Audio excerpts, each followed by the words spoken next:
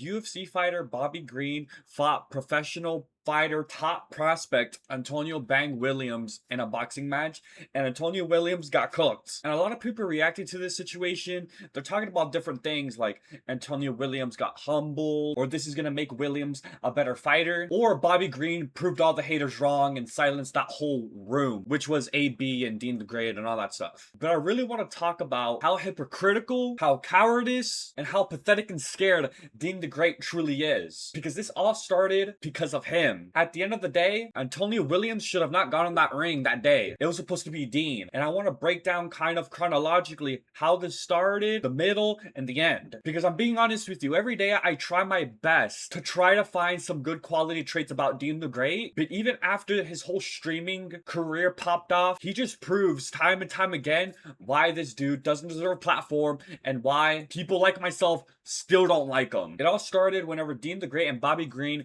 went to Rampage Jackson's house, and it seems like they had a little party. And I'm pretty sure previously before this, they actually did have some back and forths. So Bobby Green confronts Dean the Great talking about let's box, let's fight. And you know what Dean says? Check this out.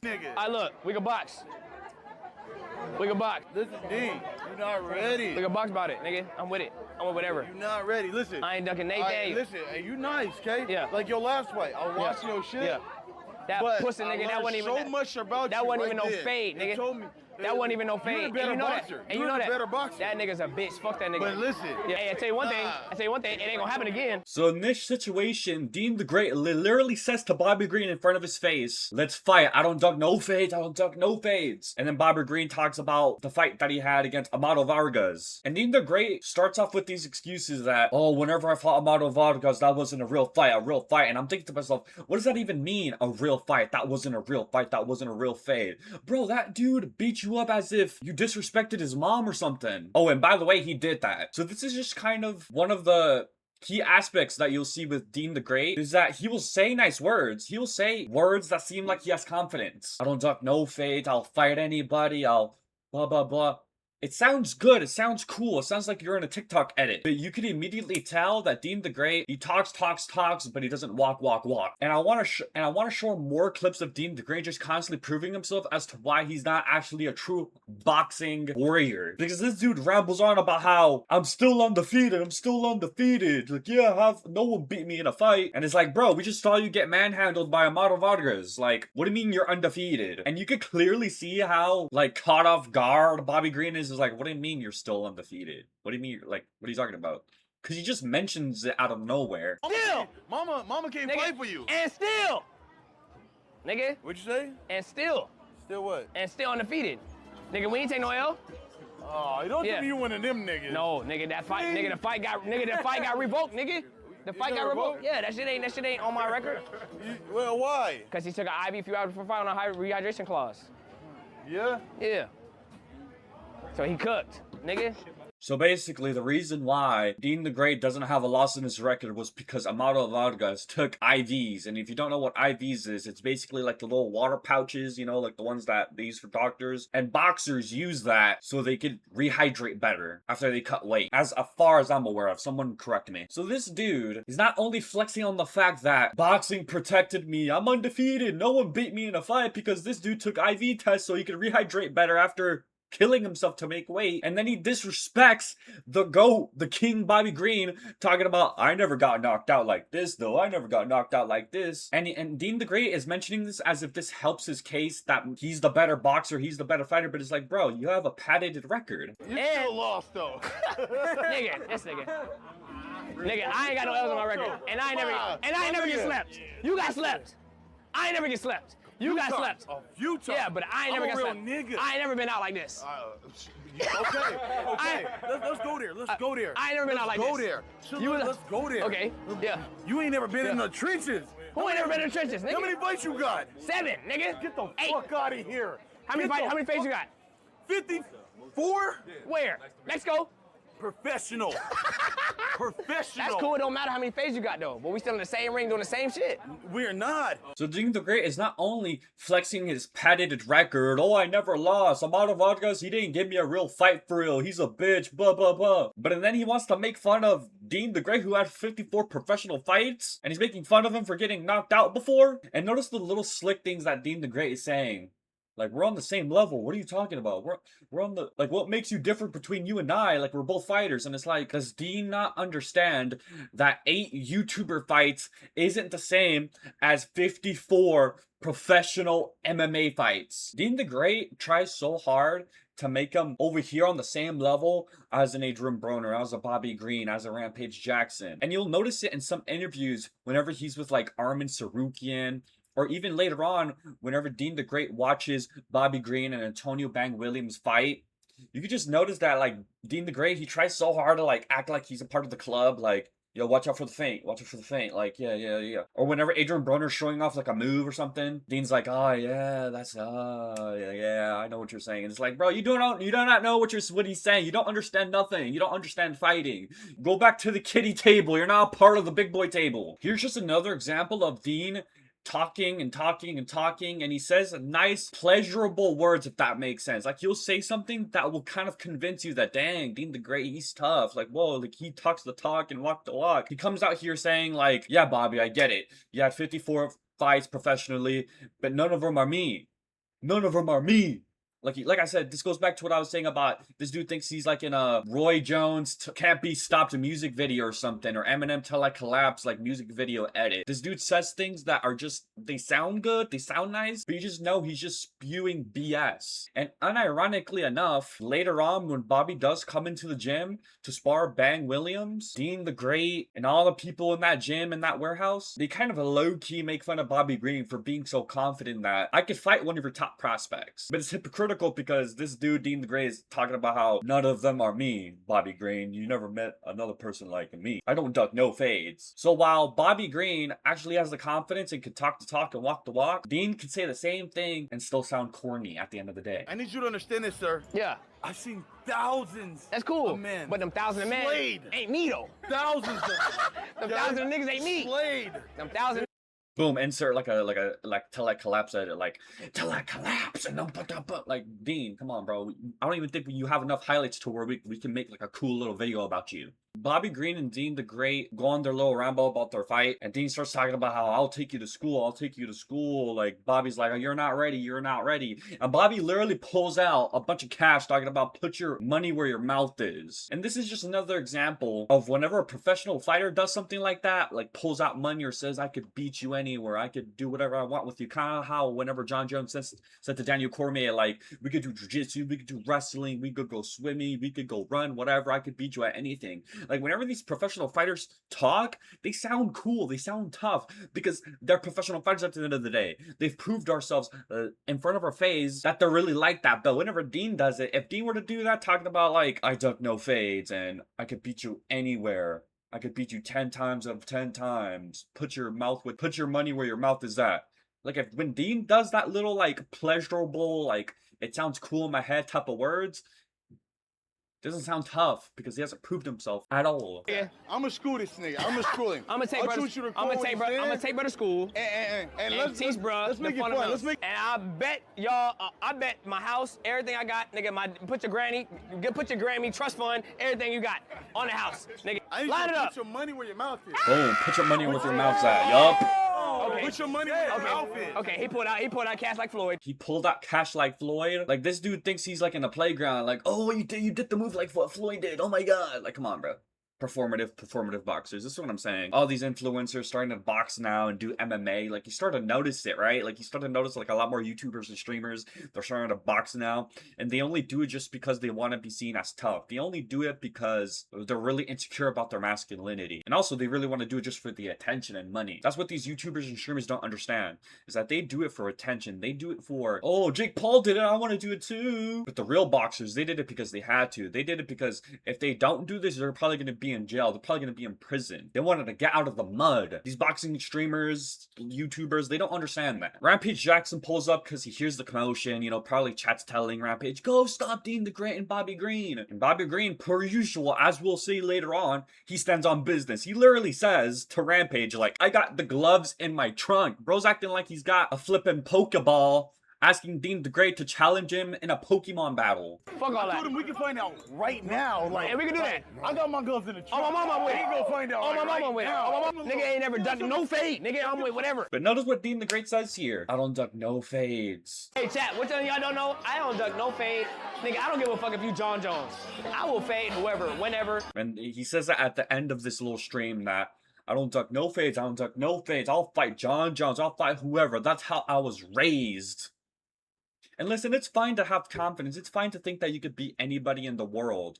But whenever you're like a Dean the Great who hasn't proved himself, who isn't actually like really a true boxing like warrior, isn't really a fighter, this is what causes a lot of people to just get into fights constantly. This is the reason why this dude got knocked out by Larry Wheels and all these other people. No disrespect, even though if he ever does see this video, he's probably gonna take this with full disrespect. But I don't care. I'm risking my life at this point. This is what causes a lot of untrained fighters, a lot of people who are inexperienced in the fighting world to get knocked out, to get hurt, is because they always constantly walk around with this mentality that I could beat anyone. Like, this is what gets motherfuckers killed. This mentality that nobody could beat me, and I don't care if you're John Jones. Like, that's how I was raised. Like, nobody could beat me. I duck no fades. And it's like, first of all, that's untrue. You do duck fades, so that's first of all. Stop lying to yourself. Stop lying to the audience. Second of all, at the end of the day, that's a dumb mentality that you think you just beat anybody, whether you think you could win or not. I can just beat anybody. I don't want to be looked at as like a bitch, bro. I don't want to be looked at as like a little kitty cat. It's just a stupid mentality in my opinion. Months go by and Bobby Green pulls up to Dean the Great's warehouse. And this is the situation to where Bobby still has stitches on him. He just got off of his fight against Terrence McKinney like probably like 2 weeks ago. So this dude has stitches on him. And I want to start off showing this part where Bobby explains to Dean the Great why boxing training is useless and why light sparring is crucial in order to get better as a professional fighter. And I want to show this because whenever Bobby does actually spar with Bang Williams, you're going to see a lot of projection. You're going to see a lot of like switching up. So initially when Bobby comes into the gym with his stitches on, a lot of people viewed Bobby Green as like, dude, this guy's crazy. This guy's in over his head, he's too cocky, whatever. But then whenever he actually fights Bang Williams and shuts the whole warehouse down, silences them, they start to turn into a victim. They start giving out excuses. And so this part's very important because at the end of the day, all Bobby wanted to do was just have fun and show these boxers that light sparring, it's okay. It's useful. A lot of punching the bags, hitting mids. It's part of training though. It ain't real training. What's real training? Just boxing? That's how you become punch drunk. But I'm gonna break it down for you. Let him break him down. Let him break him down. Let him cook, boys. You should get as close as you can to fighting so that the speed is real and everything's real. The reaction. But I'm pulling at the last second. So I don't hit you like that. And so I'm hitting you like this. So you're saying light sparring? You know what I mean? Yeah. But I would like spar over hit a fucking bag. And one thing, you know, like I said, I'm not a professional fighter, but I am somewhat educated in this. But it seems to me that boxers don't light spar. There's no such thing as light sparring. Adrian Broner will later explain to Bobby Green that doesn't exist in the boxing world. There's no such thing as light sparring. And I'm thinking to myself, now thinking about it, like, do boxers ever light spar? Because I would always assume that, yeah, they do. They have to. But it seems to me that MMA and boxing training is completely different. We know that, obviously. But the fact that boxers don't light spar, it's kind of crazy to me. Which probably explains, you know, a lot of the CTE, boxers getting into a lot of like health issues and stuff. Like, it's kind of insane to think about because Bobby Green is cooking at the end of the day. I feel like having light sparring is pretty beneficial. It's no different than like shadow boxing. Just light taps, light taps, light taps. And you're simulating a real fight. It's almost like VR. It's like I could get on my VR right now and go jump off a building. It's gonna feel real, but it's not because I'm not gonna die. I'm not gonna like my legs aren't gonna get crushed. So that's what light sparring is at the end of the day in combat sports. It's basically like you're almost simulating a fight without having the damage or consequence. So top prospect Bang Williams pulls up to Bobby Green. He feels the aura of Bobby Green. He wants to get in there, wants to do light sparring, like Dean was explaining earlier about how important light sparring is, this and that and this. And Bang's like, I'm gonna get in there with him. Adrian Broner notices this and he's like, no, you're not doing that because he has alive stitches. And this is where kind of the hypocrisy and the inconsistency comes in. Because if you have somebody like a Bobby Green, a crazy mother flipper, who wants to spar everybody with no headgear, safety is the #1 thing. And this dude, Bobby Green, has live stitches, and that was a concern for Adrian Broner. I'm gonna move around with him.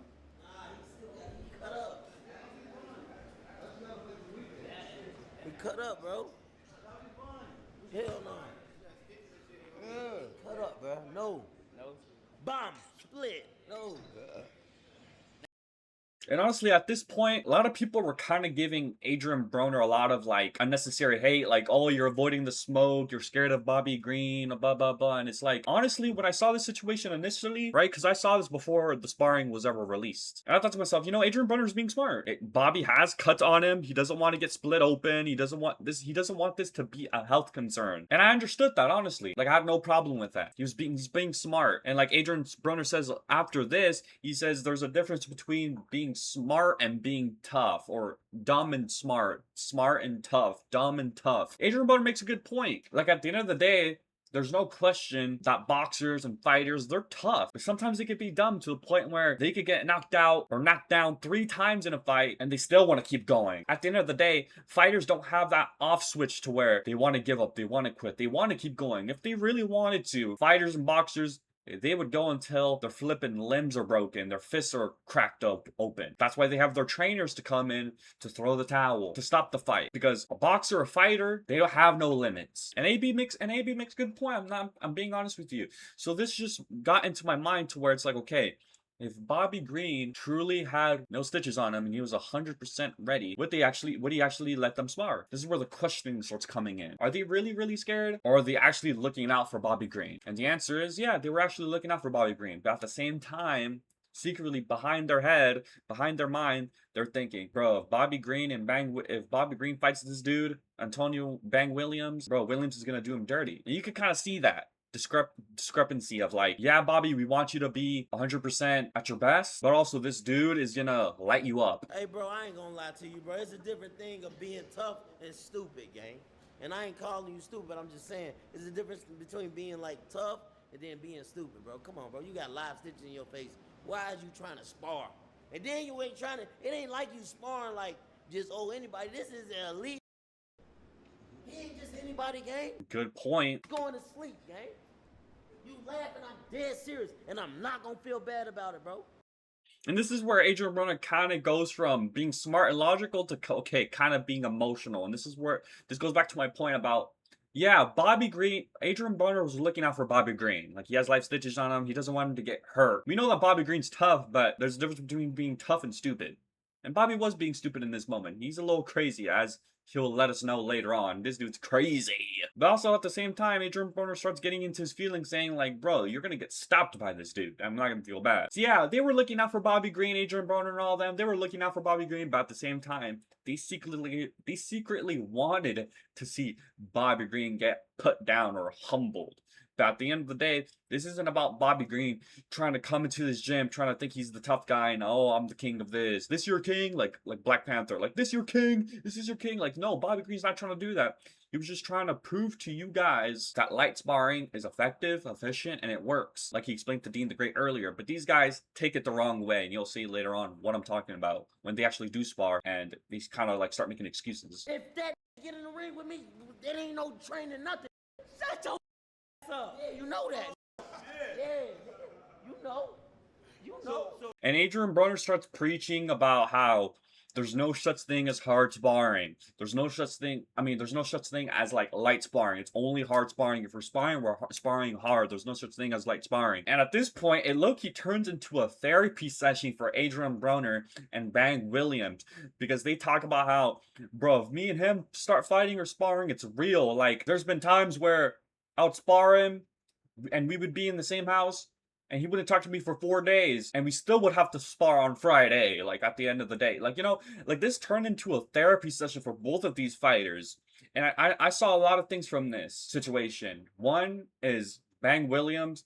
He's emotional, a little emotional, whether that's good or bad or whether that matters. It makes sense for Bang Williams' character, because as you can see, he's looking through his phone, he's looking at the chat, right? Because this is all live streamed, and he lets AB know, like, bro, these guys are saying in the chat, you're saving me or I'm scared. And Adrian Broner's like, bro, don't let them rage bait you, don't let them control you. And it just goes to show that Bang Williams, this dude has never experienced light sparring ever in his life. All he experienced was hard training, hard sparring from this dude right here, Adrian Broner. And that he likes to listen to the crowd, he likes to listen to the chat, he likes to listen to the fans. And that's kind of an issue. And I'm seeing a lot of clips of Bang Williams like saying there's like these little clickbait captions about Bang Williams caught crying after the sparring, or Bang Williams caught training at 3 a.m. after the Bobby Green situation. So yeah, it's a good thing to be a little emotional, because if you experience a loss like that, it's gonna motivate you even more. But also at the same time, that emotion could turn on you.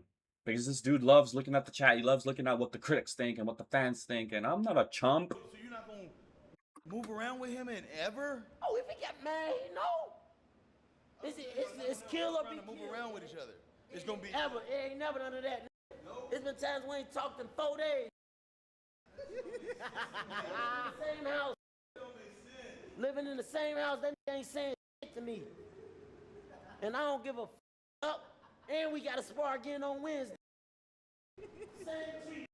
You better get out. Yeah, so like Adrian Broner just keeps rambling on about how there's no such thing as light days. Bobby's like, you guys don't spar, And then Adrian Broner says, bro, there's been times where we would spar and he wouldn't talk to me at all. Which also, like I said, it's a good thing and a bad thing to be emotional like Bang Williams is, because you could be emotional to where you could lose a fight, you could lose anything. It could be a game of ping pong or pickleball, and like you'll get angry, but also at the same time you'll feel motivated to like be better. But also at the same time, small things like that where it's sparring and this dude doesn't talk to Adrian Broner for like 4 days, and it's like that's just a part of the job, you know. Sparring's a part of the job. Don't take it too personal. So being emotional, it could help you, but it could also not help you, and it can actually turn on you. That take his personal. Yeah, there's the days. Yeah, and he low-key just snitches on Bang Williams right there, like he takes things personal, which it's obvious. It's obvious. Like I said, this is all important because it will show in the sparring how emotional Bang Williams could get. There's the days for the hard sparring, but you know what I mean? There's days for hard sparring. There's days where we just gonna be. Ain't no light sparring. Ain't no light sparring with him, man. Like, damn. What do you mean there's no light spar? There's no light sparring for Adrian Broner. Like, this is what I'm saying. This is turning into a therapy session for Bang Williams. Low key, is this guy getting abused by Adrian Broner? What are we talking about here? Ain't no light sparring. He telling me he gonna touch and light work with me. That's hard sparring. Ain't no light sparring, bro. You don't get to this type level with light sparring. What's that? You fight how you train. You go in there playing around training, and you don't go in there. And AB makes a good argument about how you fight, how you train, and that's how you're supposed to train, how you fight. And obviously, hard sparring is crucial for a fight camp, but I also feel like there should be times where you're just light sparring, you're touch sparring. It's no different than shadow boxing, in my opinion. You're simulating a fight without casualties. You gotta make it like a fight, closest to a fight, without being a fight. You gotta. And then Bobby Green, like I said, makes a good argument as well that, like, you know, you want to make it like a fight as close as possible without the repercussions. And it's true. It's a good point. It's a good point. You gotta make it like a fight, closest to a fight, without being a fight. Nah, you They talking can't. about you saving me. Nah, you can't let them rage bait you. They don't know his face open. Shit, they know. This nigga. They know. Bobby makes a good argument, but we also see a little bit about Bang Williams and his emotional, like, tendencies, I guess. This dude's looking at the chat, seeing that they view Bang Williams as like a chump, a coward, a wuss. Because he's not fighting Bobby Green and Adrian Broner is saving him. The chat's saying you're saving me, Adrian Broner. Like, they think that I'm a coward. They think and it's like, bro, who cares about the chat? Frick the chat. Bang Williams, you're a boxer. You're a him. Who cares about what the chat thinks? They don't know any better. Come on, bro. What we look like now? If you came in here healed up, oh yeah, you can get whatever you looking for. You can get whatever. Okay. Just the stitches. Yeah. Oh, okay, for sure. And this is all we needed. This is the confirmation right here. We're not scared of you, Bobby Green. We're not ducking no fades like Dean does all the time. You just have stitches on you. That's the only issue. That's the only problem here. And that's fine. That's the answer that I needed to know their true intentions about this whole situation. But like I said, at the same time, Adrian Broner's thinking to himself, Bobby, you don't know what you're getting yourself into. This dude will stop you. Bang Williams will hurt you. He'll do you dirty. Like, you're asking for a death wish, basically. So it's a mix between, I'm looking out for you, Bobby Green, but at the same time, you're going to get your ass beat.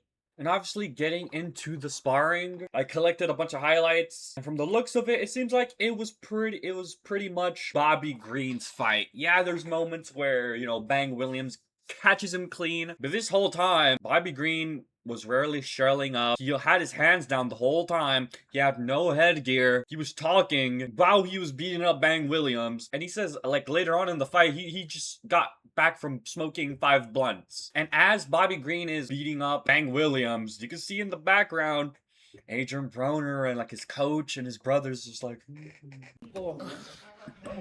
Nigga, relax. We just playing. We just having fun. We just having fun. We just having fun. That's it. I told you. AB, I'm just playing. I ain't got serious. You gonna make it seem like that, of course. Playing. this dude's legit Killmonger. Is this your king? Is this your king? What's happening?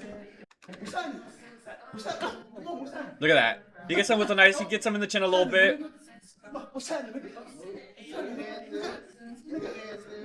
And mind you, this is all fun for Bobby Green. Keep that in mind, people. That's important. Because at the end of the day, Bobby Green just wanted to show Dean the Great what light sparring truly is and how beneficial it is. So while Bobby's having fun, not really taking this too personal, you can just tell this whole warehouse, Bang Williams, Dean the Great, Adrian Broner, you can tell they're taking this as if this is a hard sparring. And you notice kind of at the end, they try to flip the script as if Bobby was the one coming over here disrespecting them and trying to make it seem like Bobby was trying to show off, and it's like, nope, he wasn't trying to do none of that.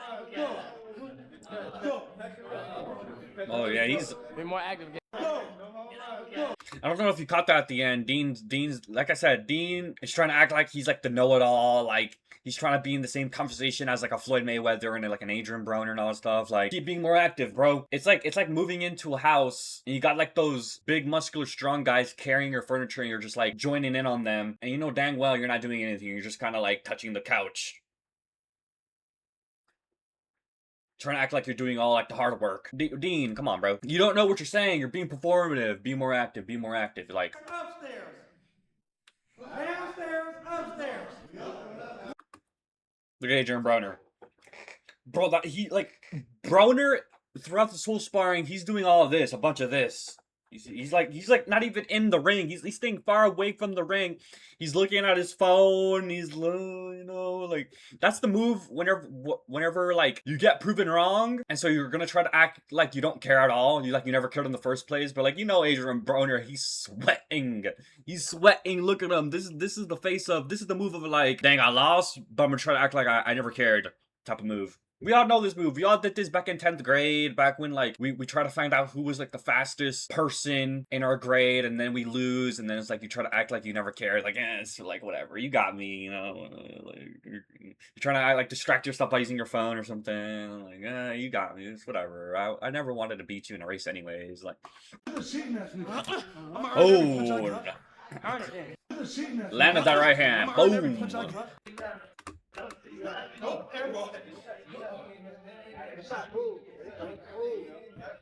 Go to the body gang, bang. Come up top, man. Dean the Great yet again trying to act like he's like a part of the party. Go to the body, bro. Keep touching him. Like, after this whole sparring session was ended, Bobby Green comes up to Adrian Broner talking about how wasn't Bang Williams elite? What happened now? Like, I beat him. You said he was elite. You said he wasn't no pushover, no like little light sparring. Like, what happened now? What does that make me? Okay. Well, don't want his ass. So if you say he's the lead, I don't know what that makes me, sir. Even after Bobby Green silenced everyone, make them all look like a fool, Adrian Broner is yet again, he's pulling something like something I would do in first grade. Like, we're in PE, we're doing like a race. Yeah, I'll beat you in a race, bro. I'll beat you in a race. And then I get cooked in the race, and then now I'm trying to act like I never cared. Like, oh, you proved me wrong. Whatever. You're not even that fast, bro. Even though I got smoked in a race.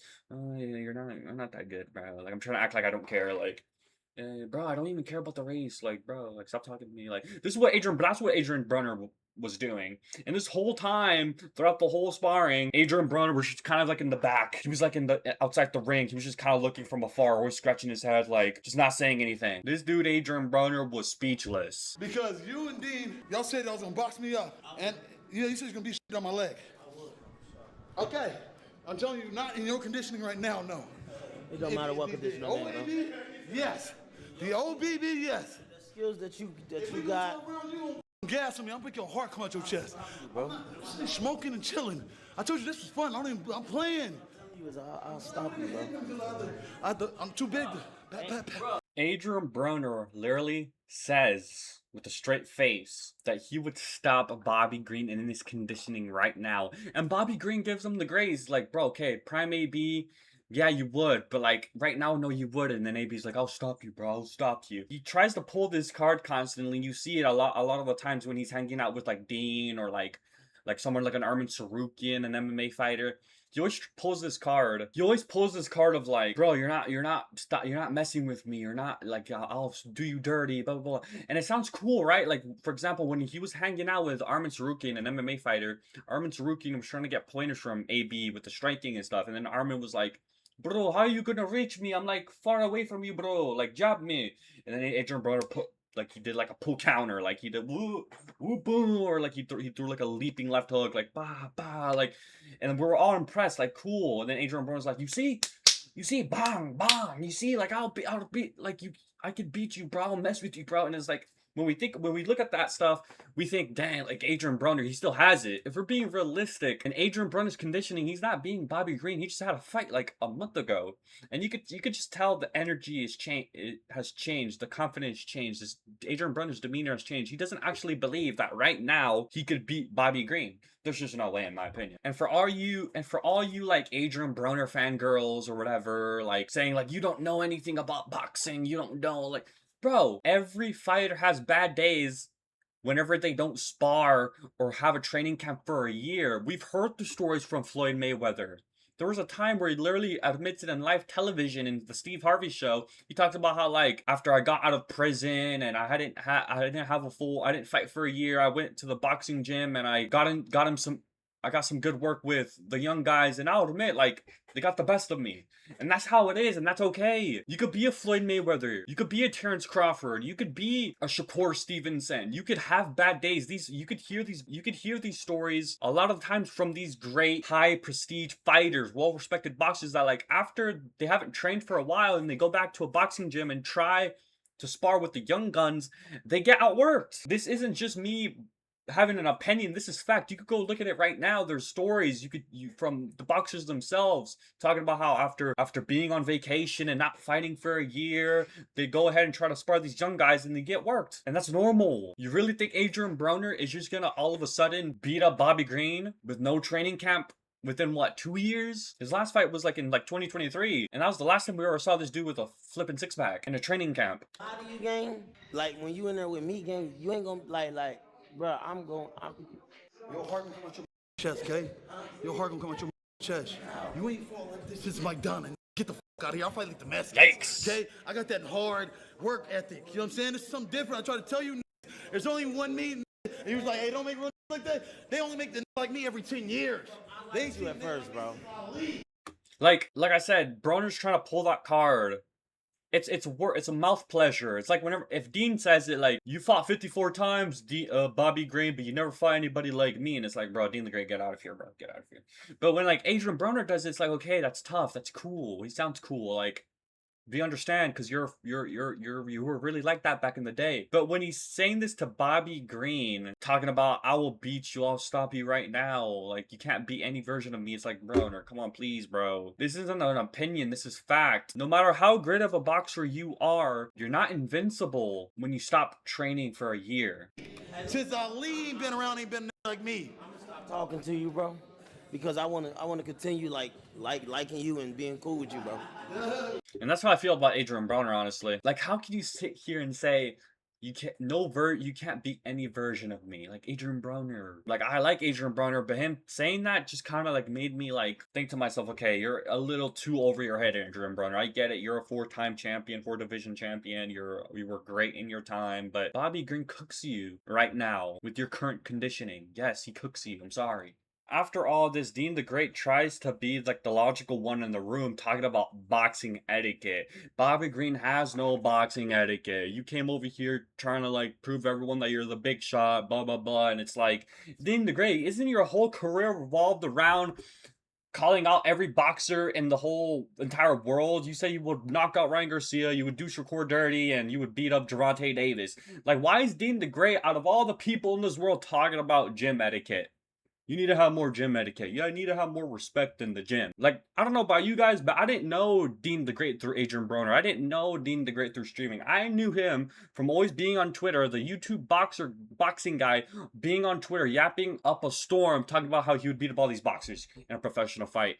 Like I said, at the end of the day, I don't really pay too much attention about Bang Williams and he humbled Bang Williams. No, for me, that's not their narrative. For me, the narrative is Bobby Green just wanted to have a fun time, show Dean the Great, show these boxers that light sparring is effective and it works. He just wanted this to be all fun and exciting. But now they're trying to flip the script on Bobby, and they're trying to make Bobby seem like the bad guy. You need to come over here with more gym etiquette, Bobby Green. And it's like, that's the issue that I have. It's not about Bang Williams. It's not about any of this. It's about the fact that Bobby came over here respectful, wanted to have fun. They all viewed Bobby Green as crazy. Bobby proves them all wrong. Now they're trying to victimize themselves. They're trying to victimize themselves and try to make Bobby Green seem like the bad guy. And that's just not it. I don't know what Dean the Great's talking about with a gym etiquette. I know it's gym etiquette too, though. Okay, niggas ain't gonna run it in the crib and get to, you know? Exactly. So that's why every time he talk, I say, yes, sir. I say, yeah, OG. I say, you're right. You're right, OG. That, like, I'm trying to be respectful. We get it, Bobby Green. They're trying to victimize you. They're trying to make you feel bad. Don't let them. 190. I ain't got no mouthpiece. Hitting him hard. I'm not even hitting him hard. That's what I said, man. The excuses start settling in for Bang Williams, talking about I'm 190. He's 190 and I'm 135 pounds. This is unfair. I have no mouth guard. Bro, this guy has no headgear. He said before this too, like, he smoked like 5 blunts getting here. Like, there's no excuse.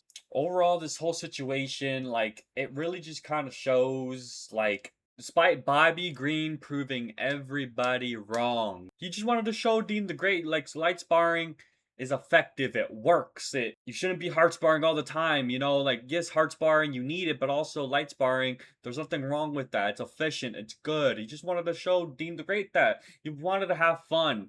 But it seems like a lot of these boxers, they took it the wrong way, and they thought Bobby Green was trying to come over here, trying to, like, big dog, little bro, all these boxers. But that's not the case. They try to twist the story. They try to twist the script as if Bobby Green was the problem in this situation. You're a weight bully and you need to have gym etiquette, like Dean the Great said, which is ironic that Dean the Great's talking about etiquette in general. Because like I said, I don't know Dean the Great through streaming. I know him from being the little Twitter warrior YouTube boxer talking about how he will knock out Gervonta Davis and Ryan Garcia and Shakur.